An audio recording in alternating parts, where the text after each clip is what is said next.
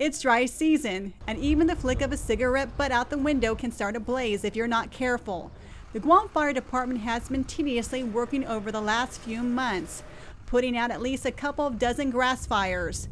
The dry season on Guam is from January through June and has caused one local farmer a lot of grief.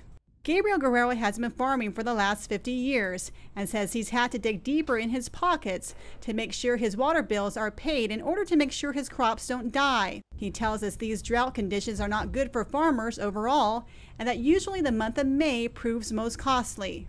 My pocket is affecting because I'm paying too much for the water bill. The National Weather Service predicts no more than 3 inches of rain till July. And over the next 10 days, Guam will only see half an inch of rainfall. According to the National Weather Service, river flows on Guam will continue to diminish, which can reduce the flow of the Ugam River and water levels at the Fina Reservoir, which might restrict available water resources for those living down south. Senior forecaster Paul Stanko of the National Weather Service tells us if wet season begins as normal, impact would be low.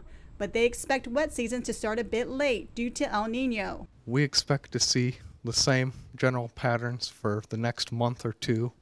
It'll extend on into probably the first part of July. Meanwhile, Department of Agriculture Chief of Forestry Joe Mofna says about 487 acres have burned so far this year alone.